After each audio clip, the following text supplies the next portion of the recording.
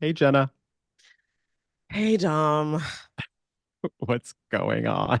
I don't know. Okay, this was another one of those mornings where I just woke up with an intense feeling of anxiety that I couldn't put my finger on, which is strange because, to be perfectly honest, I feel like I've had enough therapy at this point that usually, if there's like intense anxiety, I can kind of source it, but I can't. And I don't know if this is just like, I don't know what it is, but it's just there. Well, all right, why don't we start the show and continue this? I want to hear what's going on with you. All right. Hi, I'm Jenna, And I'm Dom, and we're both award-winning journalists. who've recently been laid off. Our industry is experiencing a seismic shift, and it's shed a lot of really good journalists. So where does that leave us? Well, we're definitely laid off. And we're looking for new jobs, looking for what's left of the industry, and what to do next. And we're looking at all of it. So if you're a fellow laid off journalist, a working journalist, or someone who admires the craft, we're looking to build community. Develop new skills, and try to figure out what just happened. Welcome to Laid Off and Looking.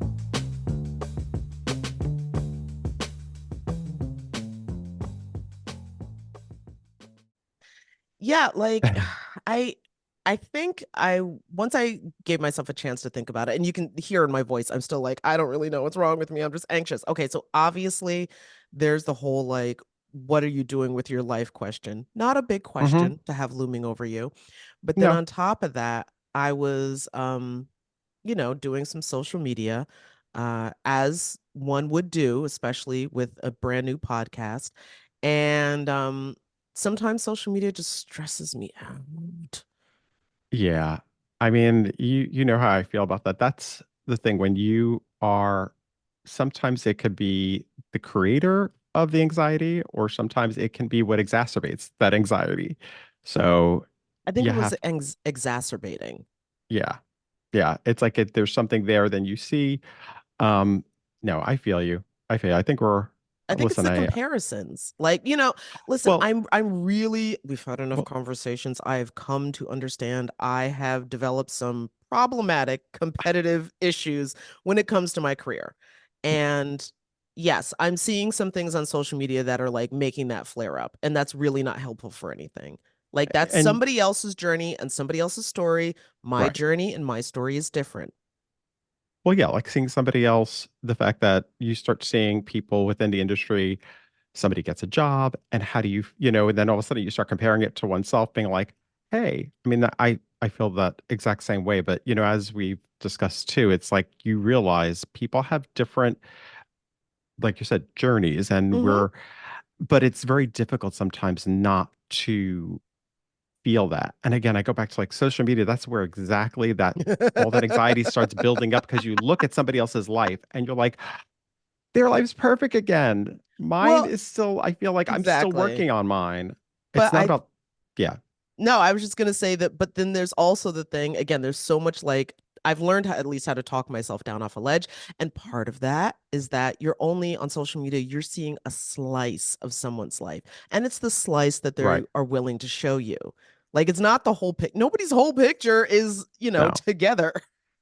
And, and when we're talking about things like that, like, when you check out whether it's LinkedIn or if it's looking on X or Twitter or whatever the hell they call it now anymore, but because I don't, It's but no, but always it's like, Twitter in my I mind. know, I know. Dead naming it. But you really do, it creates a sense of that anxiety of like, wait a minute, their life seems to, other people are finding they're moving forward. And We're obviously, moving I think forward. It that's just, yeah. exactly, it's just different.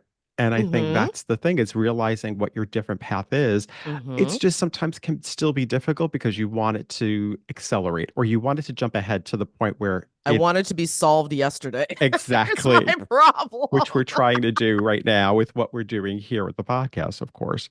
Um, so it's exciting, but also time consuming. And when you see other people, sort of other things happening, it's difficult not to compare oneself and not to Yeah. feel that way. But you just gotta push through. So I'm with you about the anxiety thing, but I that's what I love about us doing this. And also just aside from being on the show, is being able to talk about this with you because Hmm. it makes me feel a lot better. It feels like I'm not alone. Oh, well, that's so sweet to hear. Well, speaking of exciting, we do have some exciting news because, of Yes. course, last week, we spoke with Zach Richner, who was one of the founders of the Empire State Local News Coalition. And dun dun dun, just a few days later, the New York State budget passed, and it included the Local Journalism Sustainability Act. It passed. It's part of the New Yay. York State budget. Woohoo! We need like clapping Exciting. sound or something. Like we need to add that into the pod somehow because that deserves applause right now. Anyway, so the Local Journalism Sustainability Act was included in the budget. And what else do we have about it? Well, it's actually so now they ended up getting more money, correct? Then I know I when believe Zach so. they got uh right over here the bill. Oh, it was expanded to 30 million. It was I think initially 20 million. They were asking for 20, but they ended up getting 30 million per year for three Hmm. years. And Okay. then do you see under there that is like the money will be allocated with 4 million set aside for new hires and the remaining 26 million to be split equally between media outlets with more than 100 employees. And this, oh, the cap per company was raised from 200,000 to 300,000. But we still have a clip from last week of Zach sort of explaining at least how it's going to work. So let's Exactly. go to that clip. Each news outlet is eligible for up to $200,000 in tax credits. And the way that that is calculated is the tax credit gets applied to the first, or 50% tax credit gets applied to the first $50,000 of a journalist's salary. So if somebody is earning $40,000, the tax credit to the news organization would be 20,000. If they were earning $100,000, the tax credit would be $25,000 because it's only applied against that first 50,000. And I think this is pretty cool. New York is the first state in the country, pew, pew, pew, to officially recognize the vital role of journalism, the role that it plays in communities. And access to this tax credit is going to help newspapers and others continue to cover their communities and give them the most vital news necessary, which, if you live in upstate, you know is all about the road closures. Road work It's is that exciting. constantly. Anyway, it's really exciting. So glad we were able to chat with Zach about that and the great work that he did with that and the other media companies that worked with him to make that happen. So Hmm. congrats to them and congrats to the public too. That's a Yeah, I was gonna really say congrats to New Yorkers. so on that off of that positive note. Let's bring it back down to the whole reason we even started this So podcast. but that's but yes, but there's also another side to this. So it was announced WBUR, which is one of the I'm reading actually from their uh, media site. So it's one of the largest NPR affiliates. So they announced on Wednesday of this week that they're going to be cutting as much as 14% of their staff. And they're doing it through layoffs, a combination of layoffs and also buyouts. And they're doing that over the next couple of months. I was just reading over here that it's actually there was a reporter for they mentioned over here that Amelia Mason, a reporter and steward for the SAG-AFTRA union, which represents about half of BUR's 220 employees, said she was glad WBUR reduced the numbers of layoffs by offering buyouts, but she wished the organization had considered additional measures such as furloughs or eliminating raises to avoid layoffs altogether. And I think that's what a lot of us sometimes, you know, we understand it's tough. There's like a lot of media companies are going through tough times, and that's a reality. But sometimes it's about, what you hope that many of these places would try to do first are other measures to avoid laying people off completely, so that there's other missions for them other than just, it's Yeah, like, no. can you retrain somebody? Can you, different departments, is like they said before, eliminating a raise for a certain period of time. I think people would appreciate that over laying people off. Yeah, I mean, I would hope that that is always the absolute after every other option has been exhausted. The article, in all fairness, also does quote BUR's chief executive, Margaret Lowe, who said that, quote, we didn't have a choice financially. We ultimately need to make as much money as we're spending. And I think everybody can understand that. Like, Hmm. if what we're taking in doesn't match what we're putting out, we now have a problem that needs to be addressed.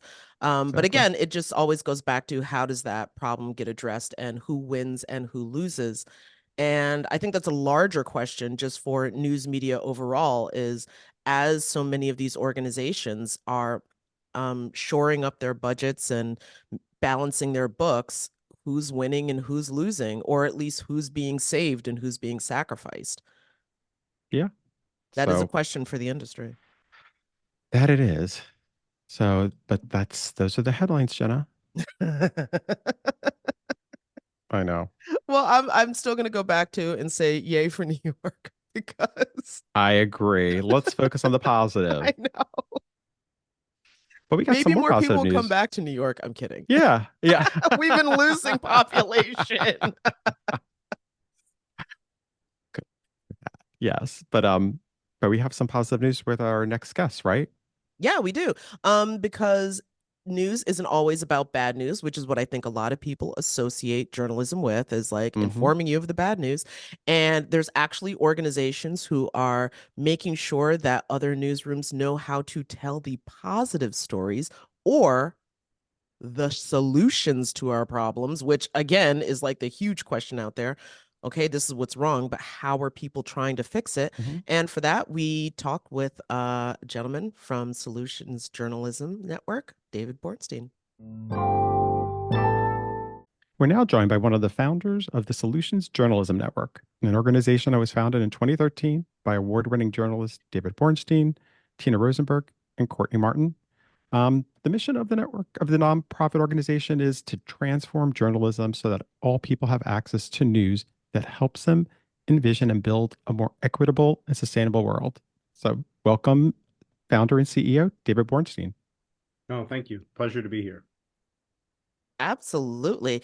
Well, first off, I wanted to start with, I guess, the mission of the organization, because solutions journalism sounds it has a very optimistic feel to it. And that's not what most people associate with the idea of journalism, especially with news reporting.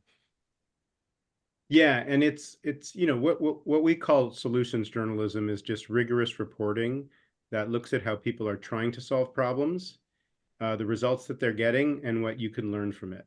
And so it can be very positive, but very often, we talk about reporting on what we call the positive deviance, the places that are doing better than you would expect, or the places that are doing better against a problem that's widely shared. It could be homelessness. It could be, health issues, youth mental health, whatever.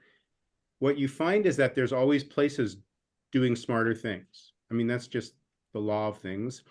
And go and report on those places and see how they're getting the results, and you can surface knowledge for society to improve. But in some cases, it's also a story of underperformance, because when you find the positive deviance, you find that a small percentage of places are doing really smart things and 95% aren't. So you can say it's a positive story, but it's also a story that's a warning and a story that's a challenge to society of, hey, we gotta up our game. There's a few places that are doing a lot better than everyone else. Let's learn from them and let's see if we can get the whole system to get smarter.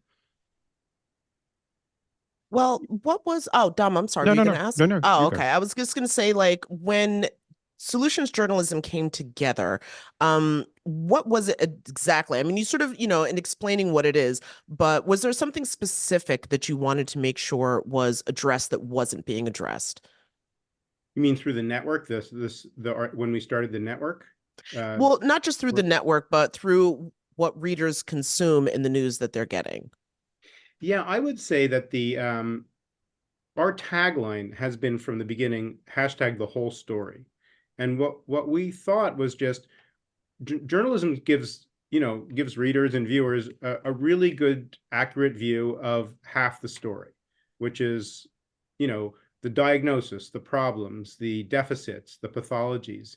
What it doesn't do is it doesn't really have a language or a comfort level for the other half of the story, the responses, the adaptive resilience, the emerging possibilities, the creative ideas that you don't hear about. So what we thought people were missing was just all of the things people are doing to respond to all of the problems we hear about nonstop 24/7. And the image I used to have is it's like journalists would give people a picture of a landscape, but they would airbrush out half the trees. So you're not showing the full reality. You're not showing the full. There's people out there. Whenever there are problems, there's lots of people in very good faith trying to solve those problems. They're not doing it to get famous. They're not doing it to get rich. They're doing it just because they're decent, and that's what they care about. And if we don't tell this story, if we don't say this is part of who we are as a community, as a society, we'll get exactly the results we're seeing. People will disengage. They'll disengage from politics. They'll disengage from civic life. They'll try to, do a lot of NIMBYism, protect my backyard and make sure that my kids go to a private school. And they'll do all sorts of things to adapt to a false belief about society that's created in part by journalism. So, David, what's some of the work that you're doing at Solution Journalism Network? Like, what is it that you're doing in terms of when you work? Because you're working with the journalists themselves. What are some of the programs? What's some of the work that you're doing to help with this problem? Yeah. So initially, when we started the network, which was 10 years ago, we were legitimizing this idea. We were getting very smart, tough, hard-nosed journalists, in many cases investigative journalists, to do solutions journalism, solutions reporting, and to show that this could be done rigorously, that it wasn't advocacy, it wasn't puffery, it wasn't feel good or positive news that you want to do on Friday afternoon or at Thanksgiving, that it was serious. So a lot of legitimizing it was just showing you can do this well and you can do this, and it has as much of a hard bite as traditional investigative journalism. That now has been quite well demonstrated. And what we did once we sort of helped journalists get comfortable with the idea that you can do solutions journalism well, a lot of what we have done is developing training modules, working with trainers. We now have trainers around the world in close to 50 countries. We've done trainings, workshops with news organizations. We have lots and lots of tools online about how to do solutions journalism well. There's many journalism schools that teach solutions journalism now. There's regional hubs like Medill Journalism School at Northwestern is a hub that teaches solutions journalism. We have a database with 16,000 examples of solutions journalism. If you're looking at what does this look like in different formats for magazines, for newspapers, really anything that a journalist needs to feel comfortable doing it, to sort of see. And there's a lot of different things in solutions journalism. How do you construct the narrative? Where do you locate conflict? How do you source these stories? When should you not do a solution story because perhaps there's not enough evidence to substantiate it? What are the components of solutions journalism? And in some ways, it's different than traditional journalism in a lot of core ways. And so a lot of what we do is really helping people understand how to do it well. I'm also wondering if you can, like, just from having done this over the years, et cetera, if you can give us an example of when that shows up and we've digested it, but we didn't realize that this was an example of solutions journalism. I would say so. I could give a personal example from writing that I've done. Okay. So I used to do a column with Tina Rosenberg at the New York Times that was called Fixes. And we did the column for about 11 years, and we reported once a week on some initiative that we could bring a solutions journalism approach to. And we started this before we started the network. In fact, we got the idea to start the network because of what we were learning from the New York Times column and from the fact that we saw that it was quite popular too. So for example, I came across a statistic that I found in a study that had come out of some research at Yale that said that preschool expulsions were 13 times as prevalent as high school expulsions. And I remember just reading that phrase, and I don't know how good this research really was, but I just remember thinking, what is a preschool expulsion? Like, we're expelling 4-year-olds from Head Start programs? Is that, And so I did some research and I found out that this is actually quite a common thing. Many, many young children who have quote unquote behavioral problems go into early childhood education settings like Head Start programs, and the teachers can't quote handle their issues. When you look at what's really underneath that, you find that many of these kids have childhood trauma. Mm-hmm. They have what's been called ACEs, high ACE scores, adverse childhood experiences. So I was really curious. I said, what's happening in preschools across the country? And my first instinct was to write about the problem, write about there's this thing that you may not have heard of where, early childhood settings are basically telling the parents, you have to take your kid home. Mm-hmm. When I started looking into it, I realized that's just going to make people blame the system. It's going to make people blame the Head Start programs. It's going to be a punitive approach. I wanted to know, why is this really happening? And when you Mm-hmm. start talking to people, you realize when kids come into a preschool setting, especially 4-year-olds, and they have unprocessed trauma from something, it could have been because there's abuse in the family, there's drug abuse in the family, there could have been homelessness, there could have been violence, whatever. What do you do? So it turns out when I started looking that there were a whole bunch of places around the country that were creating trauma-informed preschool settings where they were actually teaching the teachers and the Head Start people, the educators, Okay. how do you respond better to a child who is very hypervigilant, who feels very unsafe, who lashes out against other kids, and someone takes the kid's block and they hit them over the head with a fire engine and suddenly there's a fight. Well, it turned out that when they taught the teachers how to handle these situations better, suddenly the problems dropped and the kids were able to calm themselves and they were able to stay in circle and they were able to learn their ABCs and all of the things that you need to do to be on a trajectory for success in kindergarten. So I ended up writing that story about the problem through the lens of the agency around that problem. What Mm-hmm. are the smart places doing? And what happened was, instead of writing a story that would have been extremely hard-hitting, very negative, and probably nobody would have read, frankly, I ended up writing a story. The headline was Teaching Children How to Calm Themselves. It was the #1 on Facebook and the New York Times for a whole week. So it tells you how many people were interested in learning about how to help kids, right? There's Mm-hmm. millions of teachers in this country, and a lot of them face this every day. And that was just like a light bulb for me of, you can come at almost any serious issue through that lens and you can probably get more engagement with it, right? And we're talking about, there's a podcast about the journalism business. You need people to engage with stories. You need people to want to pay for journalism ultimately. So Mm-hmm. this is a way to really provide value to people. Not just telling people that the problem exists is sometimes an important thing, but sometimes that just makes people feel depressed and powerless, and that's not really helping them, just to alert them. So in some ways, this was diagnosing a problem, but also helping them understand that there are effective models that are emerging around the country. Not in that many places, frankly, in some places, but we could look to those places to see how the systems that are dealing with much larger numbers of kids could be improved.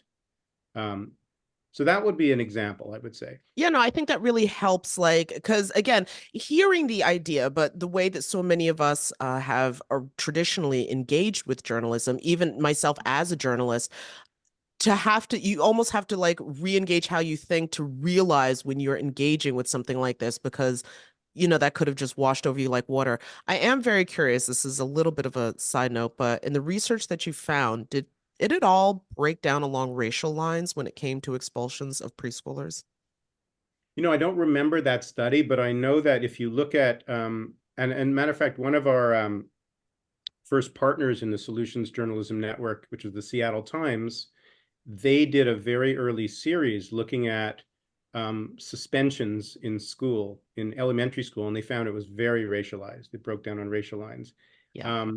And they were able to, what they did was, because we were working them and we said, what would be the solutions angle to this? They ended up looking at, there were some school systems and individual schools that were bringing what they call a restorative justice approach to student misbehavior. And we're talking about suspensions of grade 2s. So this is not much older than the 4-year-olds, right? You're Mm-hmm. talking about kids who are 7 years old. When they brought in the restorative justice approach, which is essentially helping children learn to to master their own behavior, to master their hot emotions, and learning and helping the teachers learn how to bring the kids back into a healthy state so that they can be with friends learning together, which is what schools should be like. That was really powerful. What happened, in addition to not just, once again, blaming and shaming the schools, because the suspensions were racialized, but all sorts of kids were getting suspended. It was bad for Mm-hmm. everyone, but it was more racialized. Instead of coming in with an argument that this is sort of purely racism, this was helping teachers to understand that they were bringing almost a punishment, almost like a criminal justice mentality, to an issue that's really a child development issue. And when they came to understand that there are ways to deal with it that are much more helpful, it led the school district to ban suspensions, for one thing. So there was a real outcome of that series. It had a Wow. real impact on the policy, but then it started spreading throughout the schools as well about how do we use these better non-punitive approaches. It's just a shift in thought to like, that's actually the story. So yeah, that's really fascinating to hear. Yeah, David, also, audiences seem to have, there's a lot of this news fatigue because of the way we consume our news. And maybe also the way some journalists have been telling the news. How do you see a way for journalists to re-engage with the audience? Yeah, so I think the main thing about that people want now is people are suffering. People are overwhelmed by the number and the severity of the threats that journalism is covering. I mean, are we going to have a democracy? That's a big threat, right? What's going to happen with the climate change? The weather is changing. I mean, eco-anxiety is huge. Youth mental health is on the, our issues in every community is struggling with youth mental health issues. That's just like a couple of things, right? I mean, there's so many communities around the country, especially small rural communities, where the economy is completely, agriculture, manufacturing is gone. People wonder, will we even have a town in 5 years? Well, does anyone want to stay here? So there's just a lot of hurt, unhappiness, fear. Journalism can speak to that. We will lose people if we just add to their fears. If we just say, we thought it was bad, we thought climate change was bad yesterday, but today we know it's even worse than we thought. That's kind of how journalism often covers the issue. So people have to disengage at that point. It's just too much. But there is agency around all these issues. There's many, many things that communities can do to help their teens. Lots and lots of them. There's lots of things that communities can do to, even if they can't deal with emissions at the global level, they can often do things that protect their communities, that build resilience and that adapt in the face of changing. They may have to adapt agriculture. They may have to create new protective systems for older people because there's now 20 days every summer that are over 100 degrees. But when you Yeah. start telling people, there are things we can do, and there's actually other communities that are doing smart things. We can learn from them. We can come together. We can deal with some of these issues more intelligently. We can learn from our peers. That will help with the news avoidance and the feeling of being overwhelmed by the news, because you're essentially giving people information that's helping them understand their options. People love to know, what are my options? Do we have better options than the one we're using? People love to have power, and journalism should help people have more power over the things that they care about. And would you Oh also my say, David, about also being heard? Because I feel like so many people might feel like they're not being heard. Um, and how important is it for journalists to really, in this way, address that they have that kind of connection with their audience and their communities? Oh, 100%. We've done surveys when we started doing this, around the country. One of the things that we would do is survey news organizations and then the communities. And we'd ask, what are the things you would like to see covered more often by your local newspaper? And then we would look at what the newspapers were covering. And there was a huge mismatch because people weren't listening to the community. The community said, we want to have stories that help us understand, will we have a rural economic future? This was a very clear thing that was, what can we do to rebuild our local economy? what can we do to help our young people? What we could, when it was, issues around opioids and addiction, it was a lot of things around how do we deal better with these things.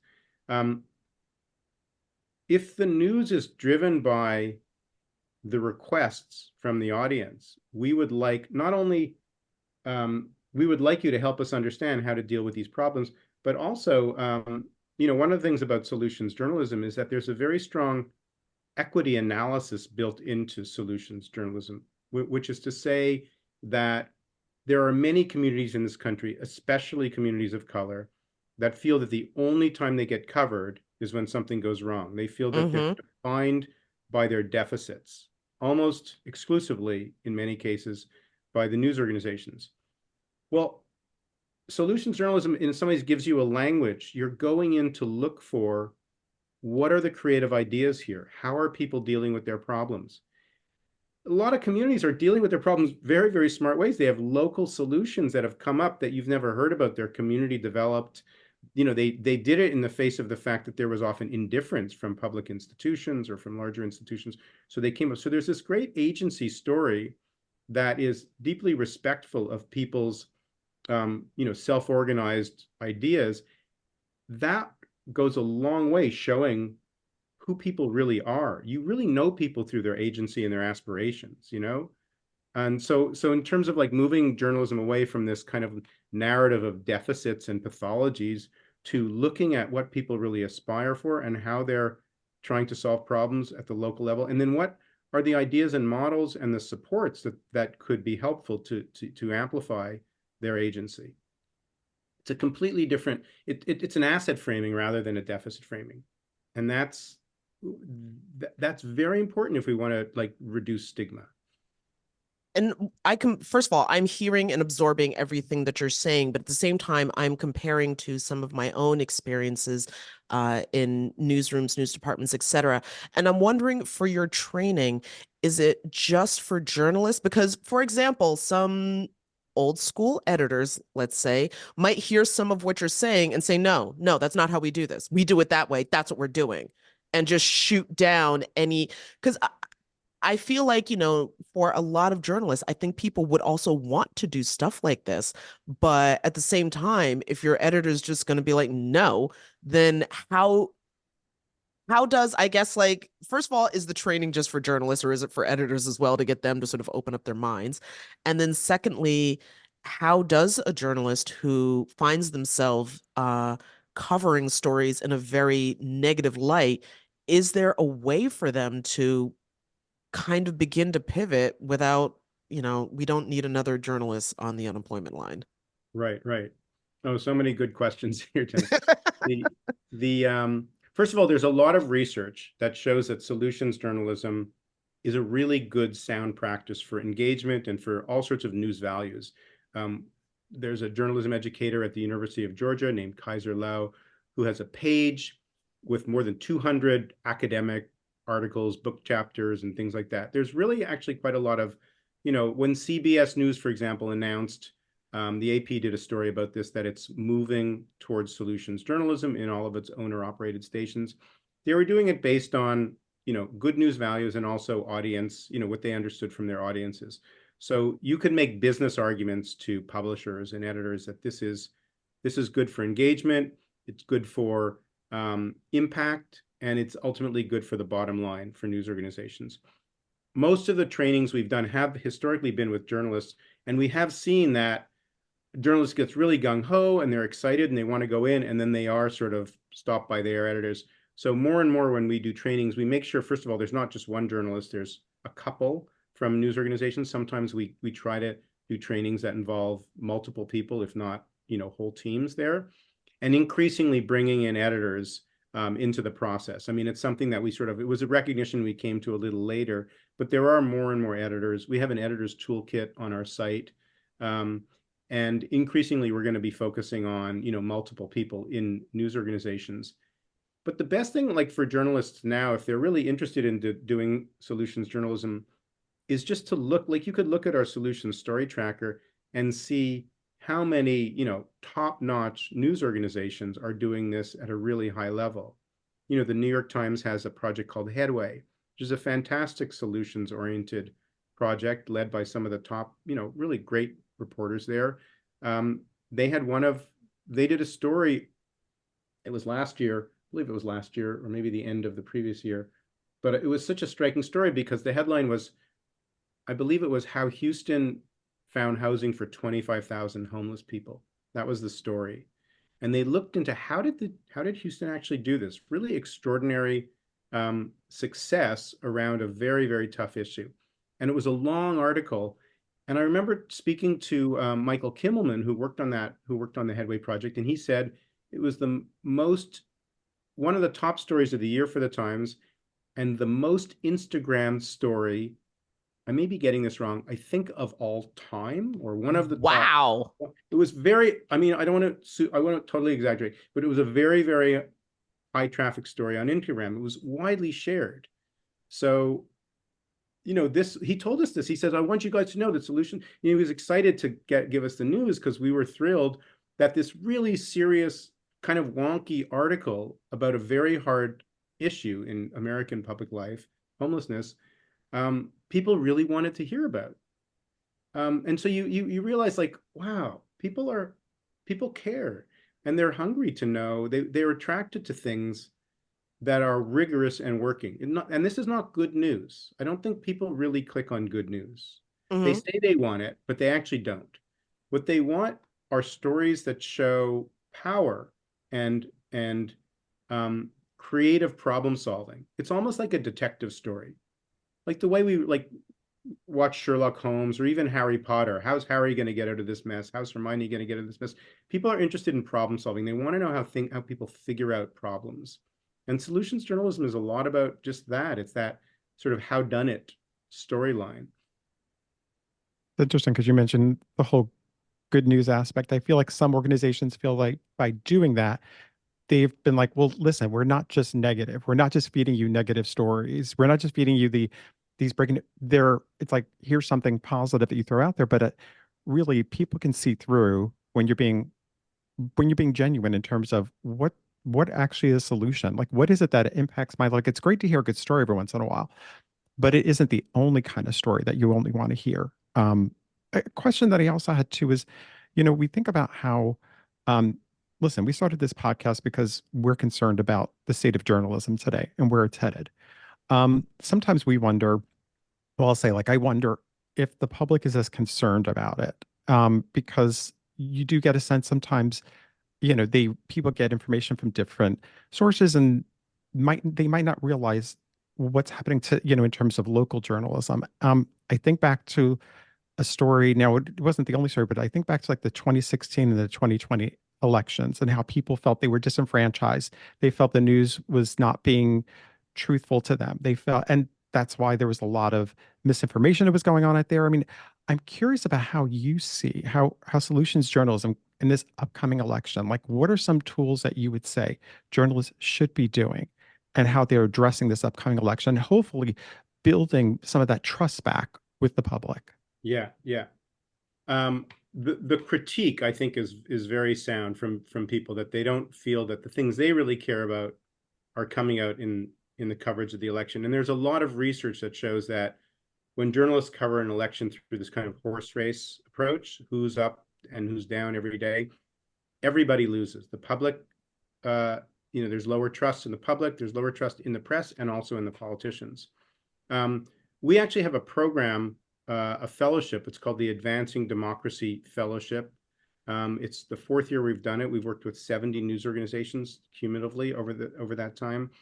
And what the public wants, it's very clear. We've now seen this now because we've been doing this for a while. The public wants the things that they care most about in their community to drive the campaign coverage, which is to say, our community, these are the issues that we care about in our community. Housing is too expensive, right? Healthcare is too expensive. We don't have early childhood. We have the issues related to economic issues in our community and so forth. We want you to insist that the candidates speak to those issues and not just sort of do stenography for what they said yesterday, because candidates will always want to drive the agenda based on what their pollsters, what their research tells them is the best thing for them. the way that this Advancing Democracy Fellowship, the way it works is there's 4 pillars. We work with an organization called Harkin that is really great at engagement. There's an organization called Trusting News Project that's great about how do journalists really show why they did this story, why they chose these particular sources, why they did this story now, and explain to the audience, like kind of like show your work in school. That is really, really important in building trust, really explaining to the audience what our purpose is for doing this story and what our mission is as a news organization. And there's another organization called Good Conflict that helps news organizations cover issues in a way that reduces toxic conflict or extreme polarization. And then we bring in the solutions orientation, which is to say, if you're going to report on housing problems in your community, look at what the options are, how communities are reducing the cost of housing in different parts of the country, so that when you're asking candidates question, you can say, well, what do you think about the approach that's being used in this town? Or what do you think about this approach? Would this make sense for our community? Have you even thought about these approaches? Have you done your homework? So you can, if you bring all these things to bear through the coverage of elections, what happens is the public feels, wow, they have my back. I mean, these journalists, they're writing about the things that we care about, and they're talking a tough game with some knowledge around the things, and they're really holding these people to task.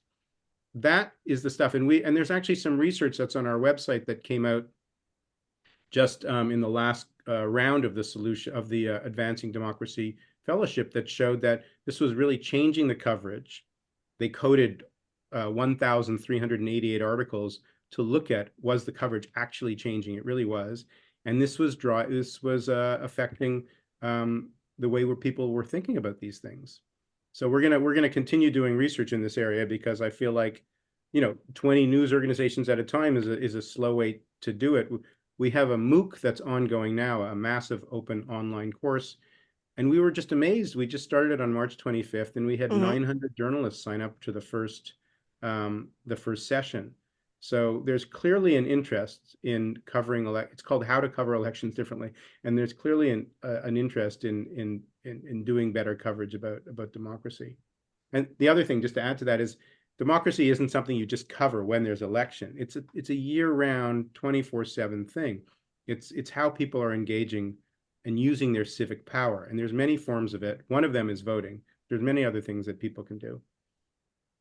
So many questions are coming to mind. Like, for example, one of them is when it comes to, especially, okay, so right now we've got national elections going on, and there's all of these coverage of the two candidates that I guess we've resigned. I don't even know what to say anymore, but they do tend to get a lot of those sort of generic questions that you're talking about. And I'm wondering, to bring it back to the issue of local news, is that something that even would work on a national stage? A lot of times, most of I would say, the news that people engage in, at least when it comes to broadcast media, tends to be more national driven. But if you're bringing in local issues, does that still work for different communities? Perhaps that's the reason why that doesn't get addressed, because, oh, that's just a Kansas thing and nobody in California would care. But a community is a community nationwide. Am I right? Oh, absolutely. And if you know what your community really cares about and prioritizes, if you've done a survey and engaged with your community to understand these are the top 5 issues for our community in the next election, then anytime any candidate talks about anything, whether it's a presidential candidate or candidate for any other office, you can say, hey, they mentioned one of the issues that's really important to our community, so we're going to listen to what they said. Or the coverage could be, they gave another speech, and once again, they didn't mention anything that's relevant to our community. That could be the way that speech is covered.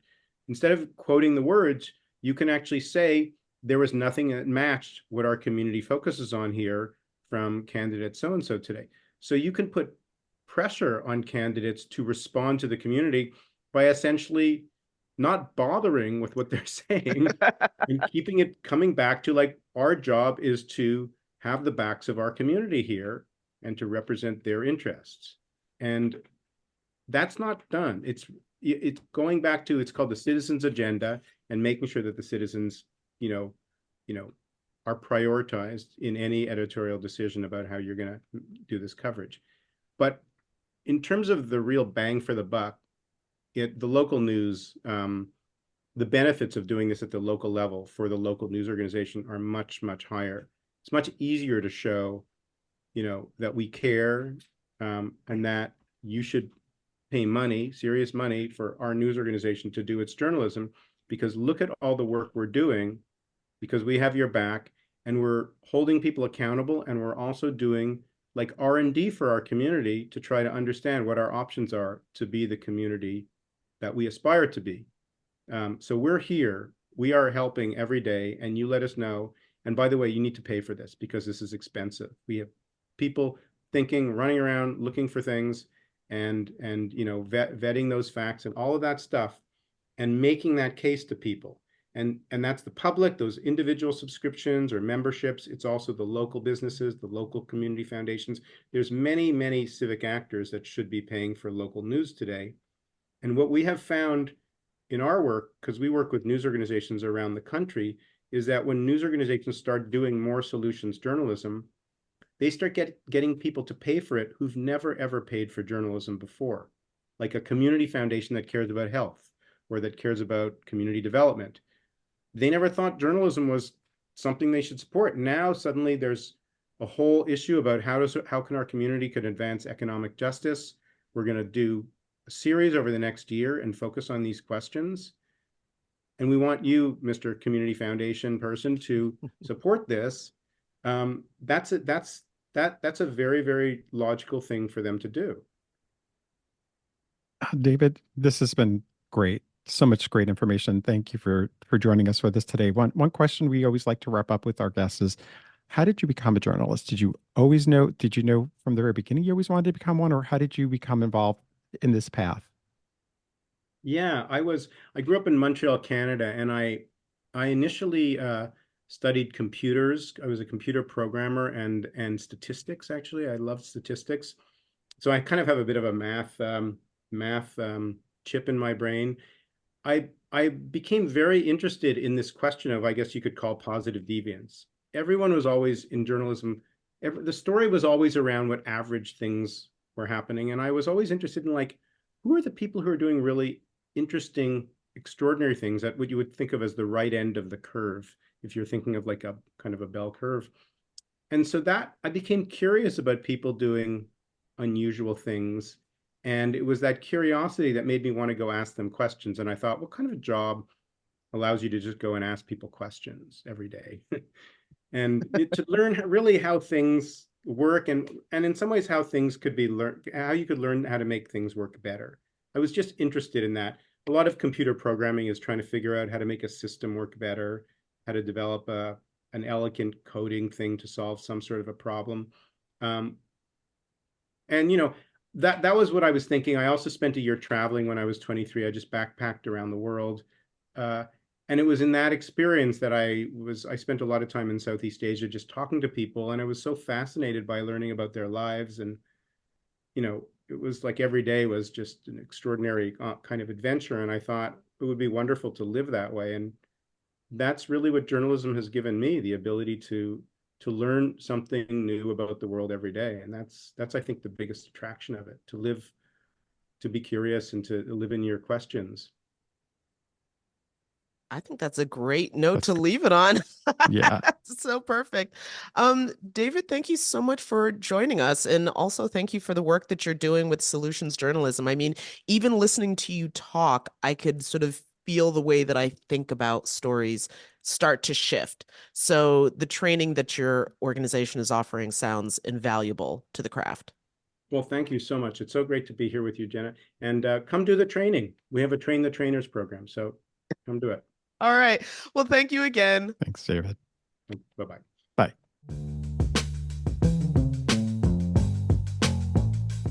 So it's time for our spotlight. It sure is. And how about I will start this week. So now Jon Stewart's made his way back to the Daily Show. He's been doing Mondays. On Mondays. And so this week I particularly enjoyed, this is my pick. I particularly enjoyed his clip that his opening that he did in regards to how cable news networks and other broadcast entities are covering the Donald Trump hush money trial. Mhm. Um, and I think, I mean, he's hysterical. We've actually had John on our show, on our former show, a few Mhm. times, and he's he's hysterical in how he views this whole trial and how the media basically is focusing on the smallest of details and just like making something out of nothing. He did he looked at the fact of how they follow Donald Trump's car as he's traveling to the courthouse. He talks to, they actually also did this hysterical thing about looking at the sketch artist who they're like, I guess, like, I think it was CNN who they were focusing on. They interviewed the sketch artist who was drawing Donald Trump and asking her questions about, you know, so you drew this picture of him, you do the sketch of him, and he's sitting there and his eyes are closed. What did his eyes look like? And she was just like, I was sitting like 50 feet away. I don't know. And, I mean, she didn't say I don't know, but she was just like, you could tell she was like, I don't know what they look like eyeballs. So, and also just listening to how we all know this, like when you're doing live news, it at times you can have to sort of figure out what Yeah, to well, make I of was going to say nothing. for people who aren't familiar with especially broadcast news, this is what they would call in the newsroom going wall to wall. So you're going the full, whatever your showtime is. Usually it's an hour to represent the clock, but you're filling that entire time with this one story. Um, and when you start to stretch that out into actual narratives, especially when it's something where, it's the minutia of a trial, it can be hard to fill it up. So you end up talking about stuff that perhaps in other situations where this was just a segment, like maybe this was just a B segment story or something like that, then, oh God, Well, now I'm realizing I have to explain the difference between an A, a B, a C, and a D segment. well, yeah, I mean, I think people know enough in the sense of like it's the top story or it's a Yeah, story that yeah, isn't the big top or story of the day. exactly. Like it's an important story. Well, that's why I said like a B segment. Yeah. It's not, the top story of the day, but it is an important story. But again, when you just fill up the entire time with just this one story, well, then you got to find stuff to talk about. And I think, I guess for me personally, like I do understand we work, I mean, cable news and a lot of honestly broadcast news or, Well, you worked in radio. cable. I never worked in cable. Yeah, it is about the ratings. I mean, that's it's how many people are watching you. And there are certain stories that people will capture certain people's, attention. And this is of course, it's a huge trial. And I don't think like Stewart wasn't saying they shouldn't be covering it. He was just saying, you know, how are you covering it? Like, what are the topics you're actually talking about? Like, this is like people aren't saying anything really. There's no news in that. And if you do something like that, how will the public ever really know when you're saying something that is important, that should be focused on? Because they're going to just think like you're just rambling about nothing. But then it was funny after that segment, after he mentioned that, comedian Jessica Williams made a cameo and I love her. And she was amazing too, because she was like, Jon Stewart, you hate fun. This is the world is like on fire. And this is what we can at least laugh at because it's a ridiculous story. And it's in the sense that the story isn't, but some The aspects of the breathless story, coverage, the breathless coverage. it is. Well, it's also people want to laugh at certain aspects of the story that do find funny. She brought up that the star witness is David. Well, the first witness called up was David Pecker. She goes, his name is Pecker. She's like, so I mean, there are parts of this that are true. I just think that as journalists, this is also part of, when we talk about the public's like perception of journalism and how they Hmm. see us. This is part of how people do see us sometimes. And like, are we really always reporting on, so-called important stories, or are we sort of Or how are we covering the stories in a way that, exactly, yeah. Jenna? Well, that's, because I sometimes do wonder. I mean, yes, his name is David Pecker, ha ha ha ha ha. But at the same time, are people paying enough attention to get a sense of how tabloid journalism actually works? Hmm. Because that to me is what I find interesting. Now, I will admit, as I mentioned at the top of the show, anxiety is coming in waves right now. Yeah. So I haven't paid that close of attention to the trial. And I'll just put it this way, with the way things have been covered, the only part of it that has really bubbled up to my attention level, I'm sorry. There's apparently he's been farting in the courtroom and his lawyers are gagging on a quote, Allegedly. allegedly putrid stench. And that's all like, and listen, I get why people find this funny, but at the same time, I'm just like, aren't there actual constitutional issues that are being discussed? Why? I mean, listen, it seems like at our core, America's a bunch of third graders, so I get that everybody finds that really Yeah. funny. But at the same time, like, is this really the most important issue to come out of all of this? Gotta say, it's been, yeah, and I'm with you in terms of I follow what's going on, but not as obviously not as much as if we were working in the newsroom because it's I think you pick and choose by reading certain articles, by watching certain clips, listen to certain clips. I think that's kind of how I'll update myself, but not doing the wall-to-wall coverage. That I don't have it in me to just watch this nonstop all day. Exactly, exactly. And I will say also, in defense of the wall-to-wall coverage, I think the thinking behind it is that you want to be giving the same level of content to somebody, regardless of when in the day they tune Mhm. in to watch. So I feel like I kind of get the theory behind it. Mhm. It's just I can't tune in and take that in all Mhm. right now. But at the same time, I've got a lot of other things to deal with. But speaking of, Yeah. I guess maybe serious news. My spotlight pick was from Axios, and basically the headline, this is a piece from Andrew Friedman, and the headline was "A long, hot US summer is looming," forecasters say. And for two things, this caught my attention because again, living in Hudson Valley, New York State, usually we get these these warnings about wintertime, like the farmer's almanac says this winter is going to be etc. Like freezing cold or lots of snow, and then oh my god, I'm gonna have to shovel and plow and all this other stuff. Mhm. But for this is about the summer, which again, it is a climate change story, but a hotter than usual summer is likely to occur in the US and many other parts of the globe. Why it matters. Extreme heat is a major public health threat and plays a role in droughts and wildfires. Now, of course, when I think of extreme heat, having done the work that we did covering New York City, we of course know that urban areas across the country Mhm. do not have an equal distribution of things like trees. And so some parts of cities create these heat domes, which become deadly, especially to old people. The cities have to set up cooling centers. And speaking of cooling centers, as these prolonged heat waves continue, this is also going to put extra strain on an already old electricity grid.